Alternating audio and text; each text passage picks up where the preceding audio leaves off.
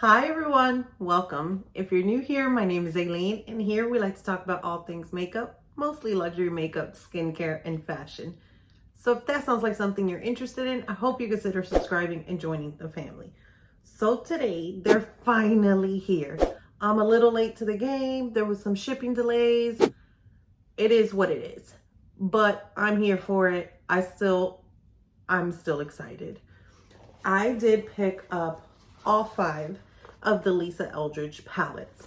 I did do a poll on Instagram and y'all were from one extreme to the other.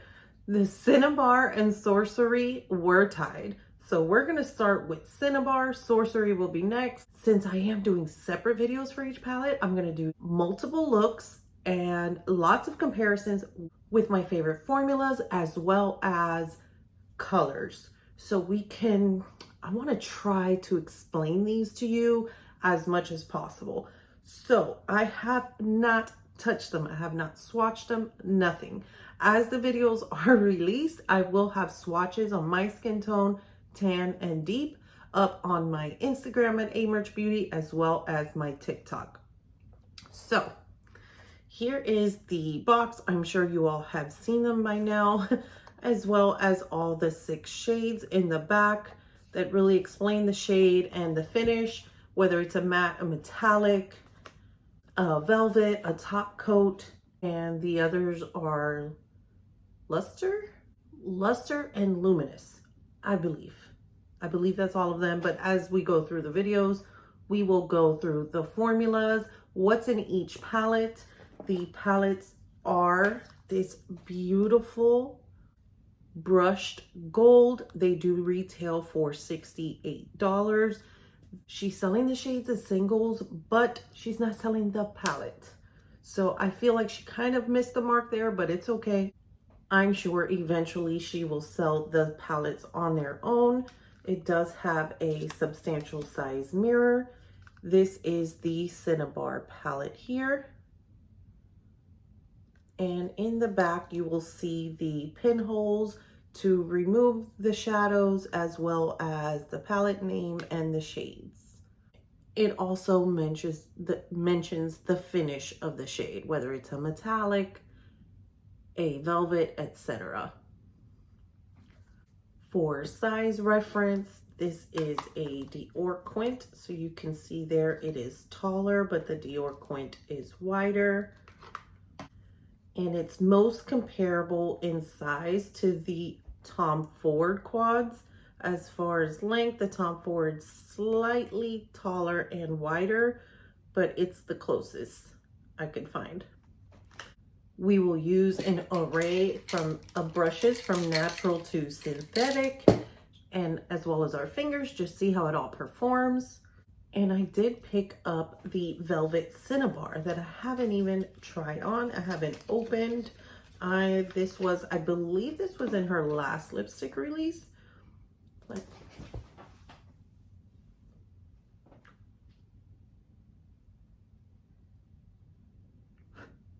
I just dropped it. So it does have a nick there, but that is the shade there. I am planning on having everything time-stamped because I have quite a few palettes I want to compare it to, just so I can feel the formula.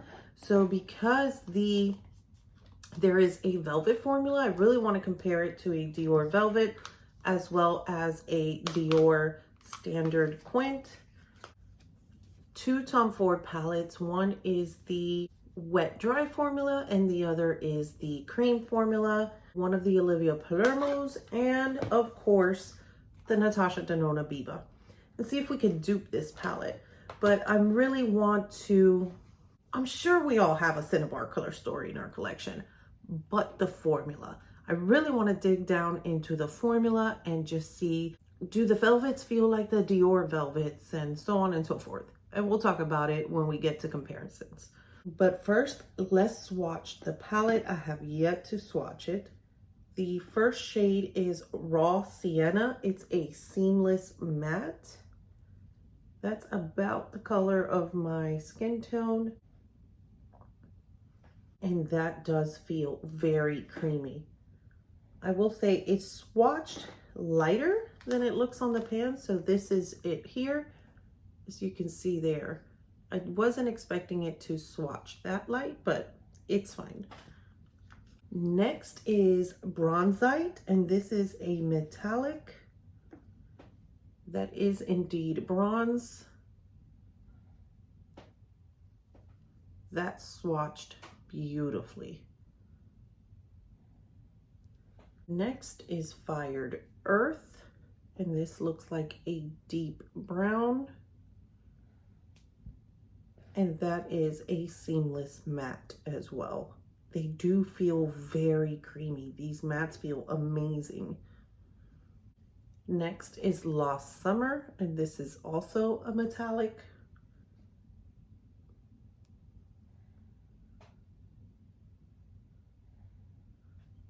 Next is Deep Ochre, and this is a velvet. Oh, that feels really, really nice and airy and silky at the same time. That's beautiful. And lastly is Ritual, which is a top coat shade, which I'm not really one to like a top coat, but we'll see what we think about these. It's usually the glitter. And if you can see there, you can see the glitter. Hopefully it doesn't end up everywhere. That'll be the determining factor. The top coat is indeed a top coat. There's no base color to it. It's a light pearlescent top coat. Lisa describes these as raw sienna as a light caramel, bronzite as a rich warm bronze, fired earth as a deep warm earth brown, lost summer as a warm copper, deep ochre as a rich earthy brown, and Ritual, the top coat, as a soft light gold with warm sparkling pearls. If you know me, you know this is a color story I absolutely love. So let's get into a few eye looks. This matte and this velvet really do feel like they're going to blend themselves. Like they felt so soft, so airy, they just glide, but that's a swatch. So beginning with a BK Beauty 201 with a synthetic brush, I want to try this matte, and this is the shade Raw Sienna. And I'm just going to throw that in the transition and then start bringing it down towards the crease. I can see these just being so elegant. That shade is slightly deeper than my skin tone, so you can see it just a tad, but it is a beautiful shade. It's a beautiful shade if you're trying to build your own palette and you have a medium skin tone. If you want to go for any of those darker shades and you want to just buff that out into an easy blend, but I have a feeling the shadows will do that themselves. So next I'm going to go into Deep Ochre, which is like this shade here. I just want to try this velvet. It really does just feel like it's going to blend itself. And it does not apply anywhere near as deep as it appears in the pan. So I'm just gonna do the outer V, really deepen that up just a bit and bring it through the crease. Concentrating most of the color on the outer area. And I applied that shade with a unit 309. And next I want to apply the shade Lost Summer, which is the warm copper, all over the lid with my finger. And I'm not expecting fallout from this palette based on how it's swatched, but I will let you know shortly.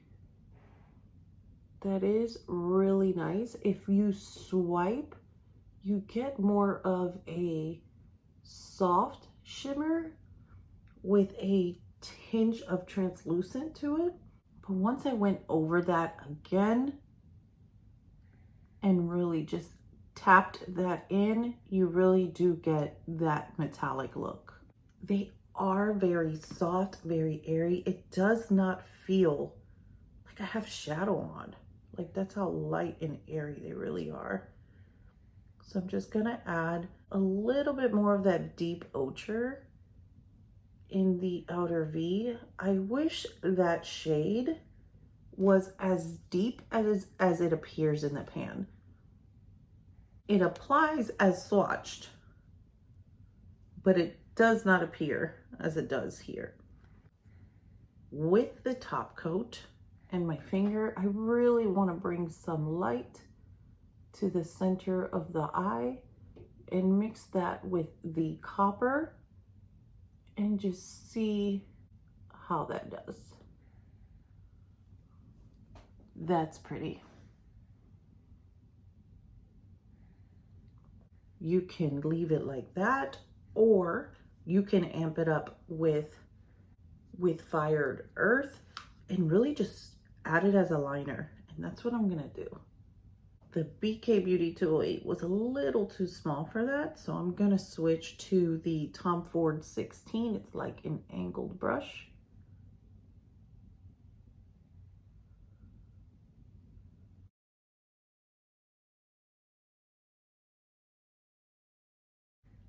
And with a Refer 03, I'm gonna see if we add the top coat shade, which is Ritual, and spritz it with some MAC Fix Plus, if it gives more of that shimmer for the inner corner.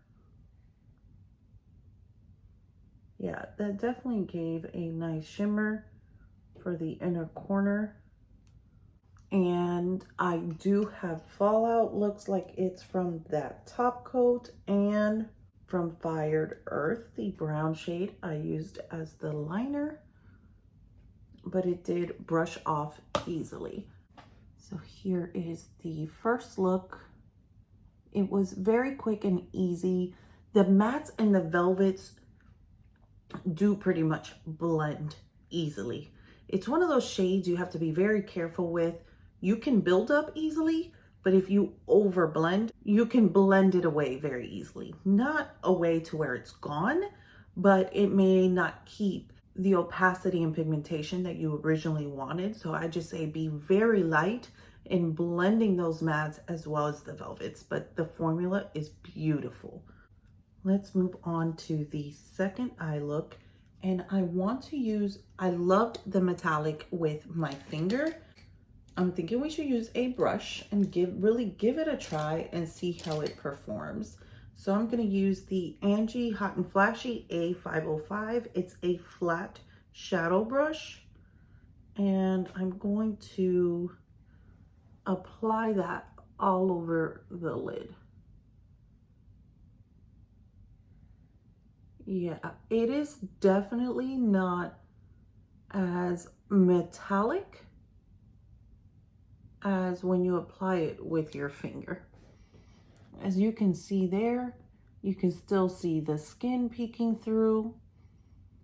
You can see the shade, but the skin definitely peeks through. When considering these palettes, keep in mind Lisa Eldridge's aesthetic. It really does match her aesthetic. Very classic, very soft, very ethereal. That's what these palettes make me think of. They really fit her aesthetic. You can definitely build it up, but I think she just really mimicked her aesthetic into this palette. We'll see on the other ones. I haven't tried the other ones, but it's very nice to see Lisa in the palette, if that makes sense. So that was more of a swiping motion. So now I will tap the shade and see it definitely builds up. And if you tap, you see more opacity in the shade than you do on this side where I have not added additional shadow.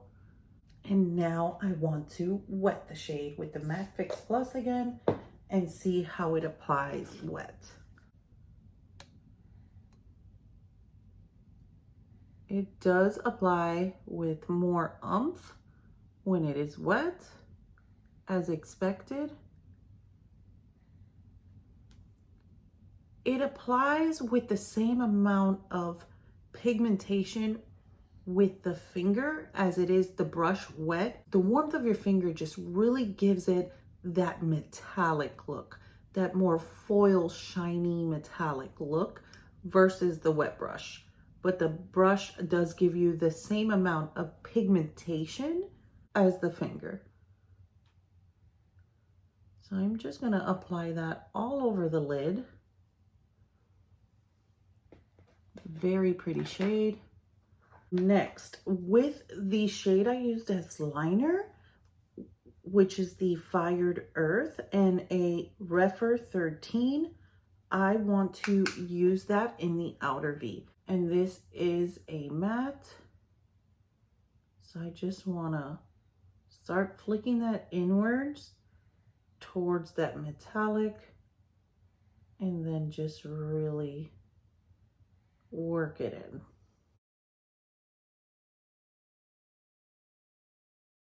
And I'm going to leave this a little stark so I can test the theory that I mentioned earlier of raw sienna being a great shade to really just smooth out those edges. And we'll see, just bringing this down into the crease. So as you can see there, I didn't blend it out because I don't want to blend out the shadow, but with the raw sienna shade, I just want to add a little bit of pigment to the brush. And look, that was 2 swipes. And you can see right there, it immediately blended that out. And you can just, yeah, these work seamlessly together. You can see how quickly this is blending out, and you can definitely buff it more if you like. The more buffing you do, the less intense that deep shade is. So it definitely worked where this raw sienna shade will really just help soften any rough edges, which is good if you feel you struggle when it comes to blending. So I'm going to add a little bit more of the Fired Earth just to bring back that deepness. I really just wanted to really buff that out and test it. And then I'm going to again add the top coat right in the center and just bring the light to the center of the eye. And you can see that there. 2 beautiful looks. But I don't feel I always need like a shimmer. I truly, truly love an all matte look. And I think we should give it a try. Let me apply some mascara so you can see what it looks like with mascara, and then we'll work on that all matte look. Okay, I applied some liner. I tight lined with a brown liner and added some mascara. So here are the eye looks with liner and mascara.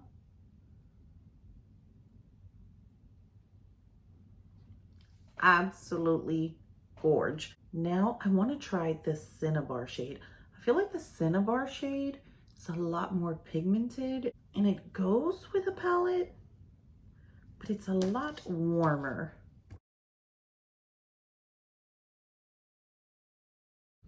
And here's the lipstick in the shade Cinnabar. That's pretty. I feel like it has a little bit more orange to it than the palette does. It's a pretty color. I like it. And I'm usually not one to go for like a darker lip, but when I saw the palette, it really inspired me to pick up the lipstick. I'm glad I picked it up. I almost picked up the liner. I didn't do it because I was like, this is the Velvet formula. I really don't feel like this formula runs. It doesn't travel and set into fine lines around the lips. Like it's gonna stay in place.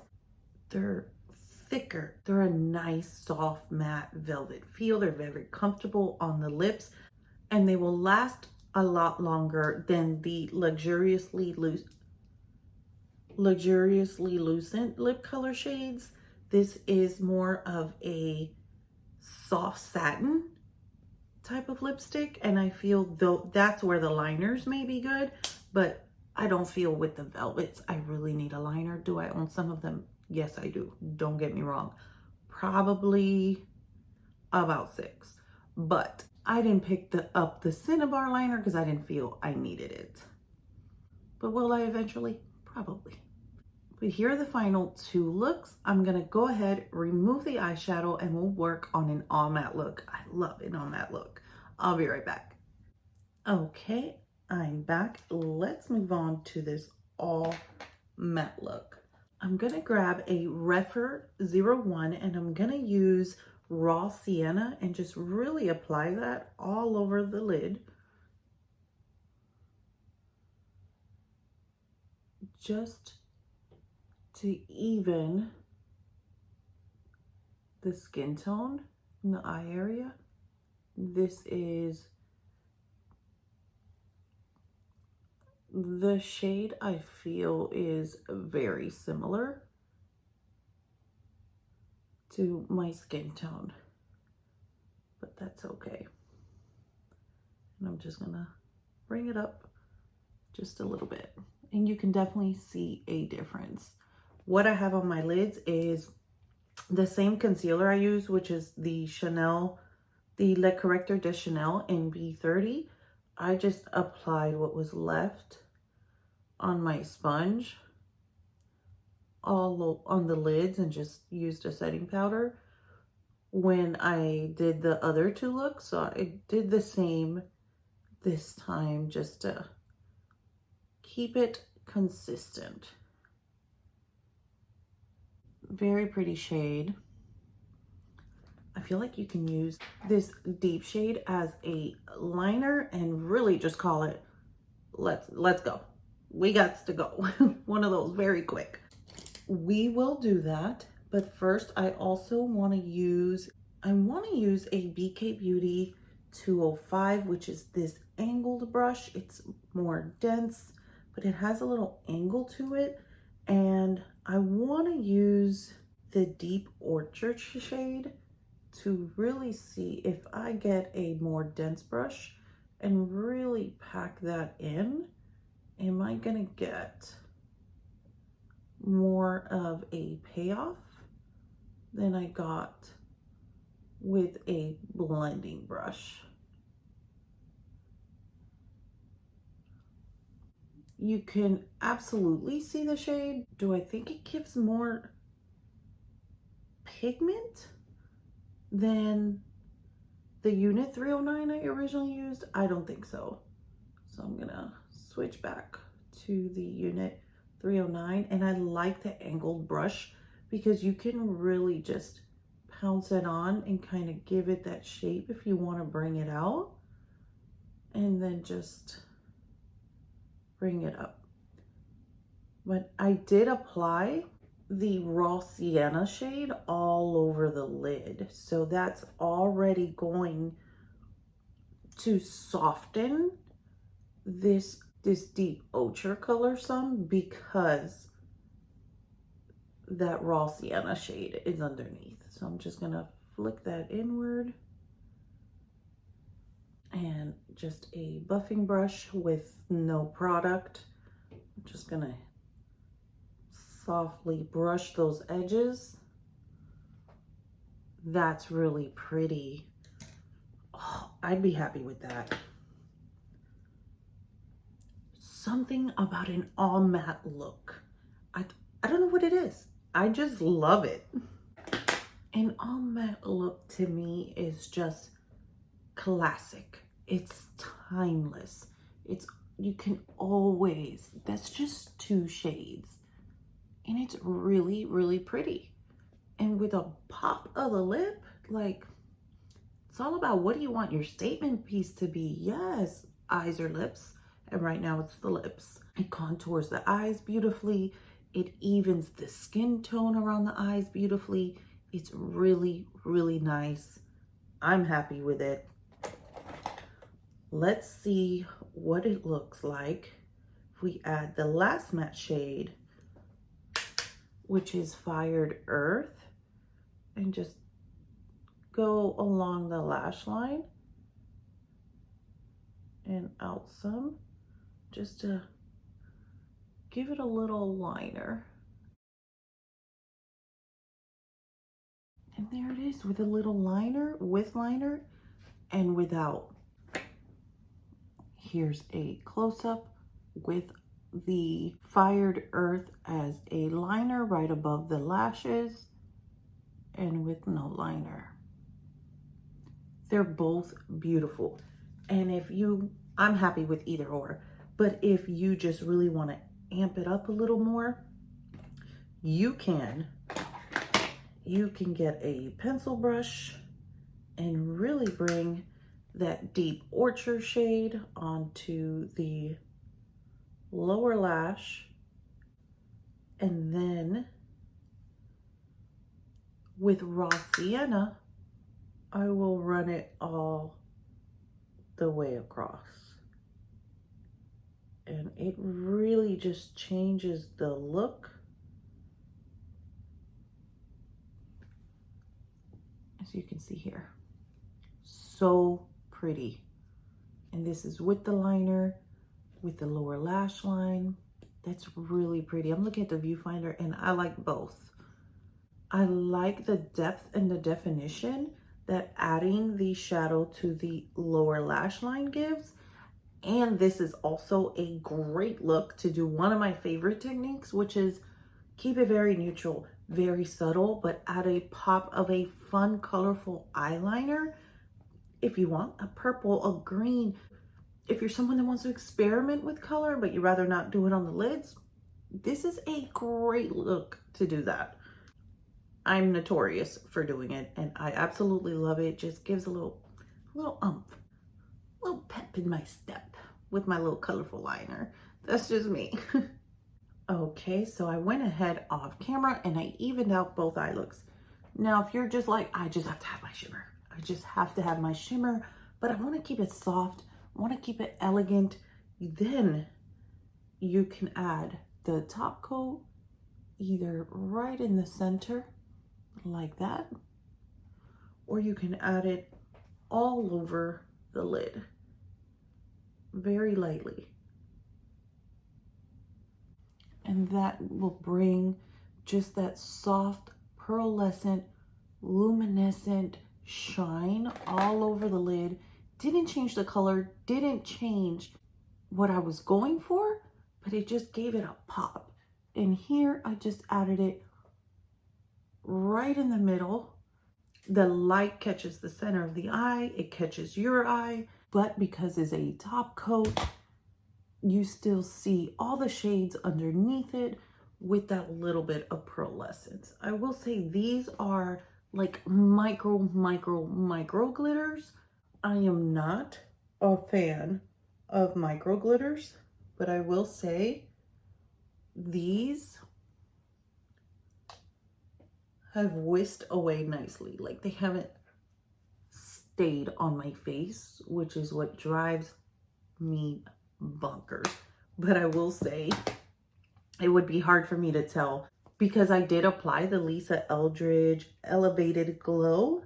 So I applied it as a primer in this area.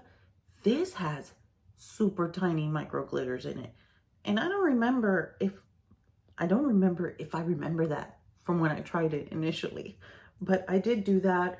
I did use the Lisa Eldridge foundation, the blush. I know people have had issues with the blushes. I have not. I mixed two shades. I mixed Dante's Dream and Pink Soap. Dante's Dream focusing it on the outside. Pink Soap more towards the apples of the cheeks. I like the blushes. I haven't had a problem with the blushes. Knock on wood, because I've seen some explosive situations. I'm just going to apply this topper all over the lid on this side, just so I look a little even. And let's talk comparisons. The first palette I wanted to compare it to is the Dior 779 Riviera. I'm gonna hold it like this because I dropped it and this shade popped out. It's definitely, as I swatch it, Lisa Eldridge is silkier. It's creamier and it doesn't feel as powdery as the Dior. And the Dior is not powdery at all. It's an absolutely beautiful formula. If you have a Dior Quint, you know this Dior formula is superb and it's soft. But swatching it immediately after Lisa Eldridge, it's not as soft, if that makes sense. So here are the 6 shades from Lisa Eldridge, and here is the Dior Riviera palette. I will say, I really don't think it compares at all. It's warm, but these metallic shades from Lisa Eldridge definitely have a lot more oomph than these Dior shimmers. The browns are different, and the topper shade, there's no topper shade here, but as far as the formula goes, Lisa Eldridge is creamier. It's nicer. Now, I also wanted to compare it to a Dior Velvet palette. Just now that I just swatched the Lisa Eldridge Velvet, I can really just see, and I also picked a velvet color story that I felt was warm and comparable to Cinnabar. So this is the Dior Velvet Nude Dentel, these last 5 shades here. So this shade and this shade are similar, but the Lisa Eldridge shade does not have as much opacity, as much pigmentation as this velvet from Dior. And even if I blend it out, and they're very easy to blend, the Dior ones are as well, I feel you still get more pigment than the Lisa Eldridge velvets. This brown is very similar to the brown in the Lisa Eldridge, but besides that, like, these shimmers from Dior cannot compare to these metallics from Lisa Eldridge. They're just a totally different formula. Those metallics from Lisa Eldridge just really have that oomph. They really do. The velvets from Lisa Eldridge are nice. I feel the Dior are nice too, but I do feel the Dior will give you more pigmentation. They are still as easy to blend as the Lisa Eldridge are, but I feel you don't have to be as careful. You're still gonna have some color, where Lisa Eldridge, I feel you can easily blend it away. But these velvets here, down here, these 2 shades, those you can blend and blend and blend. You can add, and you're not just gonna blend it away. That's just my opinion. Next, I'm gonna swatch the shades I feel are comparable from this Olivia Palermo palette. And I may use this for Sorcery as well, just to show the different blues. But I really wanna swatch these browns because I love this formula from Olivia Palermo. It's stunning. Okay, so here we are. These are the Olivia Palermo shadows. They feel like a combination of the Lisa Eldridge matte and velvets. They swatch the same, they feel fluffy like that, but they're not as creamy when you touch it to the touch or when you swatch it, but it looks as creamy on the skin. This shimmer here definitely does not pack the opacity of the metallics either. And the topper shade is more of a soft pink versus the pearlescent one from Lisa Eldridge. Next, I want to see if I can pick 6 shades to try to resemble the Lisa Eldridge palette from the Natasha Denona Biba palette. Okay, this is the Natasha Denona. I definitely wasn't able to dupe it. I feel like this shade here, which is Freckle from Natasha Denona, is a lot like Deep Orchard, but that is pretty much it. I had to go back and forth, and my fingers are going to hate me for it later. I really do feel, like the velvets and the mattes from the Lisa Eldridge Cinnabar feel a lot like the cream to powder formula from Natasha Denona. They're not as creamy. And by that, I want to say that to say the creaminess makes the shadow thicker. It has the same result, but the Lisa Eldridge is airier, if that makes any sense. But that is the closest one of all these formulas that I see it can really come close to, because they are just so soft, so silky. But when it comes to the velvet, the Dior velvets do have more pigmentation. Next is the Tom Ford Honeymoon. I thought it compared, but not really. They're totally different. And lastly, because this is the cream formula, this is the Tom Ford cream formula in Tiger Eye. I did swatch those. They do not compare either, not even in the feel. So I'm going to stick with the closest feel of the velvet is the Dior, and the closest feel of just both the matte, the creaminess of the matte and the velvet is the Natasha Denona cream to powder formula.